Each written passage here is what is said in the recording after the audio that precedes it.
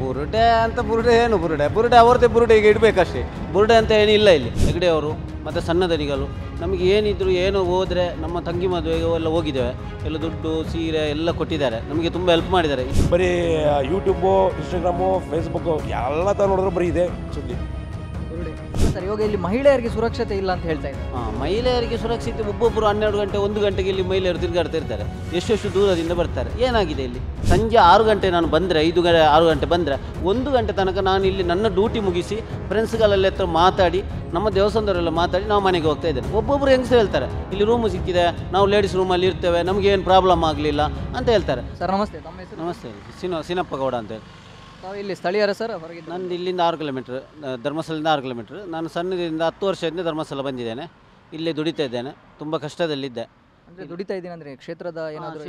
ಇದರಲ್ಲಿ ಕ್ಷೇತ್ರದ ಕೆಲಸದಲ್ಲಿ ಅಲ್ಲ, ನಾನು ಇಲ್ಲಿಂದ ಬರುವ ಇದು ಸುಗಮ ವಿಶಾಲ ಎಲ್ಲ ಕಾರ್ಕಳ ಉಡುಪಿಯಿಂದ ಬರ್ತದೆ ಬಸ್ಸು, ಅದಕ್ಕೆ ಕ್ಷೇತ್ರದಲ್ಲಿ ಜನ ಮಾಡ್ತಾ ಇದ್ದೇನೆ, ಬುಕ್ಕಿಂಗ್ ಮಾಡ್ತಾ ಇದ್ದೇನೆ. ಅಂದರೆ ವರ್ಷದಿಂದ ಇದ್ದೀರಿ ಸರ್? ನಾನೊಂದು 30 ವರ್ಷದಿಂದ ಇಲ್ಲೇ ಇದೆ. 30 ವರ್ಷದಿಂದ ಇಲ್ಲಿ ಜನ ಮಾಡ್ತಾ ಇದ್ದೇನೆ ಬಸ್ಸಿಗೆ. ಹಾಗೆ ನಾನು ಹಾಗಾದರೆ ಈ ಪ್ರಕರಣ ಅಥವಾ ಏನು ಆರೋಪ ಬರ್ತಾ ಇದೆ, ಈ ಘಟನೆ ಏನು ನಡೀತಾ ಇದೆ ಅಂತ ಹೇಳ್ತಾ ಇದ್ದಾರೆ, ಇದರ ಬಗ್ಗೆ ಅಂತೂ ತಾವು ಸ್ಥಳೀಯರಾಗಿ ತಮ್ಗೆ ಗೊತ್ತಿರುತ್ತೆ, ತಾವು ಏನು ಹೇಳಕ್ಕೆ ಇಷ್ಟಪಡ್ತೀರಿ? ನಾವಂದರೆ ಇಲ್ಲಿ ಇಷ್ಟರವರೆಗೆ ನಮಗೇನು ಯಾವುದರಲ್ಲಿ ಇಂಥ ವಿಷಯದಲ್ಲಿ ಅಪವಾದ ಬರಲಿಲ್ಲ.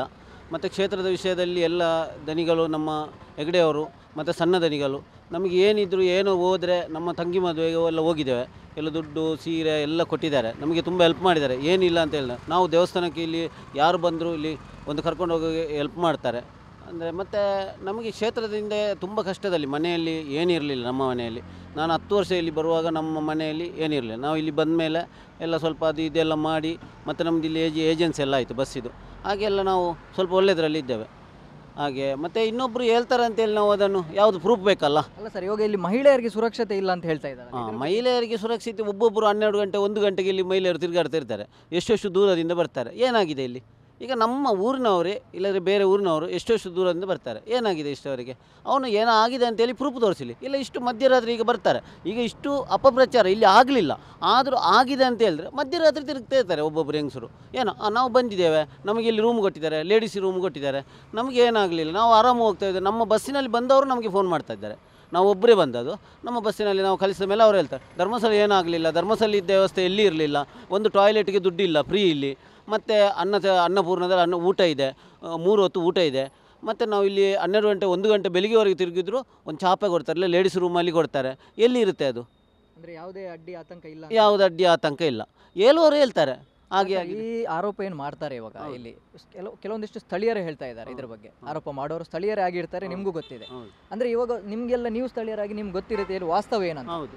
ಆದರೆ ಹೊರಗಿಂದ ಬರೋರಿಗೆ ಇದ್ರ ಬಗ್ಗೆ ಗೊತ್ತಿರಲ್ಲ, ಸತ್ಯ ಏನು ಸುಳ್ಳು ಏನಂತ. ಅವ್ರು ಹೇಳೋದನ್ನ ನಂಬ್ತಾರೆ ಅವರು. ಇವಾಗ ಒಬ್ಬೊಬ್ಬರು ಬರೋರು ಕೂಡ ಒಂದು ಹಿಂದೇಟಾಗ್ತಾರೆ. ಇದ್ರ ಬಗ್ಗೆ ತಾವು ಹೊರಗಿನವ್ರಿಗೆ ಏನು ಹೇಳ್ತೀವಿ? ನಾವು ಹೊರಗಿನವ್ರಿಗೆ ಹೇಳೋದು, ಇಲ್ಲಿ ಧರ್ಮಸ್ಥಳದಲ್ಲಿ ಎಲ್ಲ ವ್ಯವಸ್ಥೆ ಕ್ಲಿಯರ್ ಆಗಿದೆ, ಯಾವುದಕ್ಕೆ ಹೆದರಬೇಕಂತ ಇಲ್ಲ. ನಾವು ಸಾಧಾರಣ 1 ಗಂಟೆ ರಾತ್ರಿವರೆಗೆ ಇಲ್ಲಿ ಧರ್ಮಸ್ಥಳ ಇರ್ತೇವೆ. ಸಂಜೆ 6 ಗಂಟೆ ನಾನು ಬಂದರೆ 6 ಗಂಟೆ ಬಂದರೆ 1 ಗಂಟೆ ತನಕ ನಾನು ಇಲ್ಲಿ ನನ್ನ ಡ್ಯೂಟಿ ಮುಗಿಸಿ ಫ್ರೆಂಡ್ಸ್ಗಳೆಲ್ಲ ಹತ್ರ ಮಾತಾಡಿ ನಮ್ಮ ದೇವಸ್ಥಾನದವರೆಲ್ಲ ಮಾತಾಡಿ ನಾವು ಮನೆಗೆ ಹೋಗ್ತಾ ಇದ್ದೇನೆ. ಒಬ್ಬೊಬ್ಬರು ಹೆಂಗಸರು ಹೇಳ್ತಾರೆ ಇಲ್ಲಿ ರೂಮು ಸಿಕ್ಕಿದೆ, ನಾವು ಲೇಡೀಸ್ ರೂಮಲ್ಲಿ ಇರ್ತೇವೆ, ನಮಗೆ ಏನು ಪ್ರಾಬ್ಲಮ್ ಆಗಲಿಲ್ಲ ಅಂತ ಹೇಳ್ತಾರೆ. ಜನಗಳು ಬಂದು ಹೇಳ್ತಾರೆ ಧರ್ಮಸ್ಥಳದಲ್ಲಿ ಬಂದ ನಮಗೊಂದು ರೂಮು ಸಿಕ್ಕಿದೆ, ಮಲಗಲಿಕ್ಕೆ ವ್ಯವಸ್ಥೆ ಇದೆ, ನಾವು ಒಬ್ಬರೇ ಇದ್ದರು, ಬೇರೆ ಕಡೆ ಊಟಕ್ಕೆ ಇಲ್ಲ, ಟಾಯ್ಲೆಟ್ಗೆ ದುಡ್ಡು ಕೊಡಬೇಕು, ಚಾಪೆ ಇರೋದಿಲ್ಲ ಅಂತ ಹೇಳಿ. ಧರ್ಮಸ್ಥಳ ಎಲ್ಲ ವ್ಯವಸ್ಥೆ ಇದೆಯಲ್ಲ, ಮತ್ತೆ ಏನಕ್ಕೆ ಎದುರುದು? ಈಗ ಇಷ್ಟು ಅಪವಾದ ಇಲ್ಲಿ ಇಲ್ಲ, ಅದು ಇದೆ ಅಂತ ಹೇಳ್ತಾರಲ್ಲ. ಒಬ್ಬೊಬ್ಬರು ಹೆಂಗಸರು ಬರ್ತಾರೆ, ಒಬ್ಬೊಬ್ಬರು ಗಂಡಸರು ಬರ್ತಾರೆ, ತಿರ್ಗ್ತಾ ಇದ್ದಾರೆ ರಾತ್ರಿ. ಏನಾಗಿದೆ? ಹೇಳೋರು ಹೇಳ್ತಾರೆ, ಏನು ಹೇಳ್ತೀರಿ? ಅಪವಾದ ಮಾಡುವವ್ರಿಗೆ ಎಂತ ಗೊತ್ತುಂಟ, ಧರ್ಮಸ್ಥಳ ಹಾಗೆ ಆಗ್ತದೆ ಹೀಗೆ ಆಗ್ತದೆ ಅಂತ ಹೇಳ್ತಾರೆ. ಅವರಿಗೆ ಏನು ಲಾಭಾಂಶ ಇಲ್ಲಿದ್ದು ಪ್ರಯೋಜನ ಆಗಿರ್ತದೆ. ಅವನು ಇಲ್ಲೇ ಕೆಲಸದಲ್ಲಿ ಇರ್ತಾನೆ, ರೂಮಲ್ಲಿ ಇರ್ತಾನೆ, ಯೋಜನೆಯಲ್ಲಿ ಇರ್ತಾನೆ. ಇಲ್ಲಿದ್ದು ಏನು ಯೋಜನೆಯಲ್ಲಿ ಇದು ಅಂಚೆಲ್ಲ ಕೊಡ್ತಾಯಿದ್ರು ಮೊದಲು, ಈಗಲೂ ಕೊಡ್ತಾರೆ. ಮನೆ ಅದೆಲ್ಲ ಪಡ್ಕೊಂಡಿದ್ದಾನೆ. ಸಂಘದಲ್ಲಿ ಯಾವ ಬ್ಯಾಂಕುಗಳಲ್ಲಿ ಉಂಟಲ್ಲ ದಾಖಲೆ ಇಲ್ಲದೆ ಯಾರು ಕೊಡೋದಿಲ್ಲ. ಕೈ ಸಾಲ ಆದರೂ ಅವನು 10% ಬಡ್ಡಿ ಇಟ್ಕೊಂಡು ಕೊಡ್ತಾನೆ, ಏನೋ ದಾಖಲೆಗೆ ಹೇಳ್ತಾನೆ, ಆರಿಸಿದೆ ರೆಕಾರ್ಡ್ ತಗೊಳ್ತಾನೆ, ಕೊಡೋದಿಲ್ಲ. ಬಂಗಾರ ಕೊಡಬೇಕು. ಇಲ್ಲಿ ಯಾವುದಿಲ್ಲದೆ ಕೊಡೋದಿಲ್ಲ ದುಡ್ಡು. ಹಾಗೆ ಇಷ್ಟು ಜನ ಬಂದವರಿಗೆ ಜನಗಳಿಗೆ ಗೊತ್ತಾಗಲ್ಲ. ಇಲ್ಲಿ ಮಾತ್ರ ಅಲ್ಲ, ಆಲ್ ಕರ್ನಾಟಕದಲ್ಲಿದೆ ಸಂಘ, ಅವರಿಗೆಲ್ಲ ಗೊತ್ತಾಗೋದಿಲ್ವ? ಈಗ ಬಂದವ್ರಿಗೆ ಏನಾಗಿದೆ, ಈಗ ಮೊನ್ನೆಯಿಂದ ಬಂದವ್ರಿಗೆ ಏನಾಗಿದೆ, ಈಗ ಹೆಂಗಸರು ಬಂದಿದೆ, ದೂರದಿಂದ ಬಂದಿದ್ದಾರೆ, ಎಲ್ಲೆಲ್ಲಿಂದ ಬಂದಿದ್ದಾರೆ. ನಮ್ಮಲ್ಲೇ ಹೇಳ್ತಾರೆ ನಾವು ಧರ್ಮಸ್ಥಳ ಬಂದದ್ದು, ನಮಗೆ ಆರಾಮಾಗಿದೆ, ಏನು ತೊಂದರೆ ಆಗಲಿಲ್ಲ ಅಂತ. ಸರ್, ಈ ಬುರುಡೆ ಪ್ರಕರಣದ ಬಗ್ಗೆ ತಾವೇನು ಹೇಳ್ತೀವಿ? ಬುರುಡೆ ಅಂತ ಬುರುಡೆ ಅವ್ರದ್ದೇ ಬುರುಡೆ ಈಗ ಇಡಬೇಕಷ್ಟೇ. ಬುರುಡೆ ಅಂತ ಏನಿಲ್ಲ ಇಲ್ಲಿ ಅಂತ ಹೋಗ್ತಾರೆ. ಈಗ 100 ಹೇಳ್ತಾರೆ, 500 ಹೇಳ್ತಾರೆ, 1000 ಹೇಳ್ತಾರೆ, ಎಲ್ಲ ಕಡೆ ಆಗಿದ್ರು ಇಲ್ಲಿ ಅಸ್ಥಿಪಂಜರ ಸಿಗುತ್ತೆ ಅಂತ. ಹೌದು, ಅಂದರೆ ಇಲ್ಲಿ ಅಂತ ಗೊತ್ತುಂಟ, ಈಗ ಎಲ್ಲೆಲ್ಲಿಂದ ಬರ್ತಾರೆ, ಜನಗಳು ಬಂದು ನಾವು ಅವರಿಗೆ ಏನೋ ಮಾನಸಿಕ ಅಸ್ವಸ್ಥ ಆಗಿರ್ತಾರೆ, ಅವರು ಹೋಗ್ತಾರೆ ಹಗ್ಗ ತಗೊಳ್ತಾರೆ, ಇಲ್ಲ ಏನೋ ಪಾಯ್ಸನ್ ತಗೊಳ್ತಾರೆ. ಮೊದಲೆಲ್ಲ ಇಲ್ಲಿ ಇದು ಇರಲಿಲ್ಲ, ಮಶಾನ ಇರಲಿಲ್ಲ.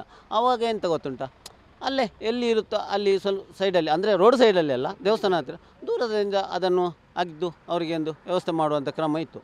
ಮತ್ತೆಂತ ಗೊತ್ತುಂಟ, ಇಲ್ಲಿ ಸೈಡ್ ಇಲ್ಲ ಅಂತ ಹೇಳಿದ್ರೆ ಇವತ್ತು 13ನೇ ಪಾಯಿಂಟ್ ಅಂತೂ ರಸ್ತೆ ಪಕ್ಕಕ್ಕೆ ಇದೆ. ಅಲ್ಲಿ ಇರಬೇಕಲ್ಲ, ಈಗ ಅಲ್ಲಿ ಇರಬೇಕಲ್ಲ. ಅವನ ಹಗ್ಗದ ಮೊದಲೆಲ್ಲ ಇದು ಮಶಾನ ಇರಲಿಲ್ಲ, ಅವನು ಅಲ್ಲಿ ಹಗ್ಗ ಏನು ಪಾಯ್ಸನ್ ಕುಡಿದಿರ್ತಾನೆ. ಮೊದಲೆಂತ ಗೊತ್ತುಂಟ, ಇಲ್ಲಿ ಅಣ್ಣಪ್ಪ ಬೆಟ್ಟ ಎದುರುಗಡೆ ಬಸ್ ಸ್ಟ್ಯಾಂಡ್ ಇತ್ತು. ಆವಾಗ ನಾವೇ ನೋಡಿದ್ದೇವೆ. ನಾನು ಇಲ್ಲಿ ಪೇಪರ್ ಮಾರ್ತಾ ಫೋಟೋ ಮಾರ್ತಾ ಸಣ್ಣದಿಂದ ಇದ್ದೆ, ಕಷ್ಟದಲ್ಲಿದ್ದೆ. ಈಗ ಏಜೆಂಟ್ ಆಗಿದೆ ಕ್ಷೇತ್ರದ ಇದರಲ್ಲಿ ದೇವರದಲ್ಲಿ ಒಳ್ಳೆದಿದ್ದೆ. ಆಗ ಇಲ್ಲಿ ಬಂದು ಉಜಿರೆಯಲ್ಲಿ ಕುಡಿಯುವುದು ಎಲ್ಲ ಕೆಲಸ ಮಾಡುವುದು, ಬರುವುದು, ಇಲ್ಲಿ ಮಲಗುವುದು, ಎಲ್ಲಿ ಬಸ್ ಸ್ಟ್ಯಾಂಡಲ್ಲಿ ಮಲಗುವುದು.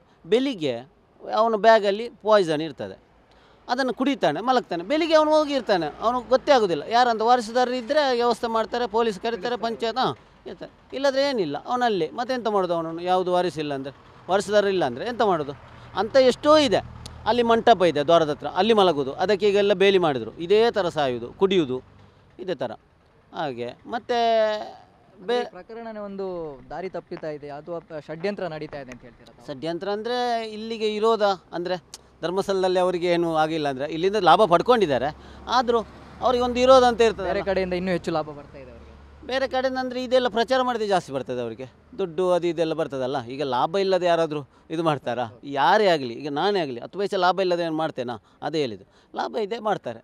ಹಾಗೆ ಮತ್ತು ಧರ್ಮಸ್ಥಳದಿಂದ ಎಲ್ಲ ವಿಷಯದಲ್ಲಿ ಲಾಭ ಪಡ್ಕೊಳ್ತಾರೆ. ಏನಾದರೂ ಒಂದು ಕಲೆಕ್ಷನ್ ಇದ್ದರೆ, ಅವರಿಗೆ ಮನೆ ಕಟ್ಟುವವರಿಗೆ ಮದುವೆ ಇದ್ದರೆ ಎಲ್ಲ ಕ್ಷೇತ್ರದಿಂದ ದನಿಗಳು ಕೊಡ್ತಾರೆ. ಗೊತ್ತಾಯ್ತಲ್ಲ, ನಮಗೆ ಗೊತ್ತುಂಟು, ನಾವು ನೋಡಿದ್ದೇವೆ, ನಮಗೆ ಸಿಕ್ಕಿದೆ, ನನ್ನ ತಂಗಿಗೆ ಸಿಕ್ಕಿದೆ.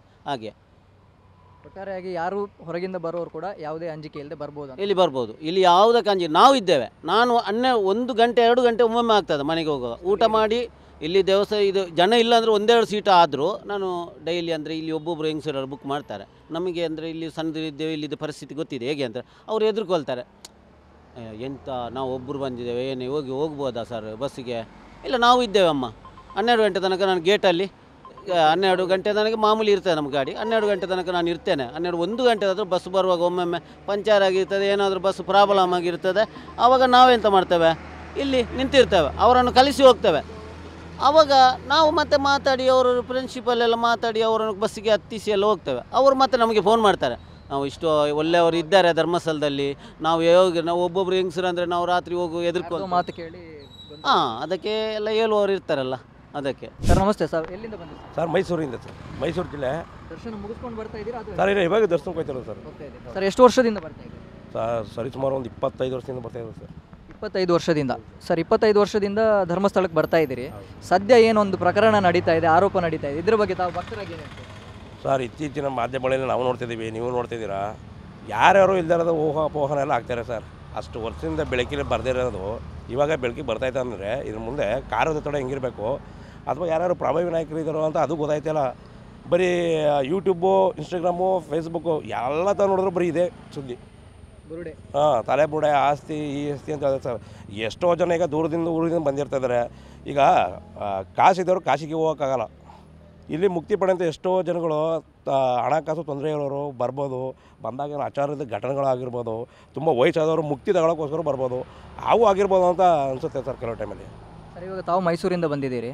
ಇವಾಗ ಈ ಪ್ರಕರಣದ ಒಂದು ಏನು ಗೊಂದಲ ಇದೆ, ಹೊರಗಿಂದ ಬರೋರಿಗೆ ಏನಾದರೂ ಪರಿಣಾಮ ಆಗ್ತಾ ಇದೆಯಾ? ಸರ್ ಹಂಗೇನು ಇಲ್ಲ ಸರ್, ಹೆಸರೇ ಧರ್ಮಸ್ಥಳ ಅಂತ ಐತೆ. ಇಲ್ಲಿ ಯಾವುದೇ ಕಾರಣಕ್ಕೂ ಅಪಪ್ರಚಾರ, ಅಪನಂಬಿಕೆ ಇಲ್ಲವೇ ಇಲ್ಲ ಸರ್.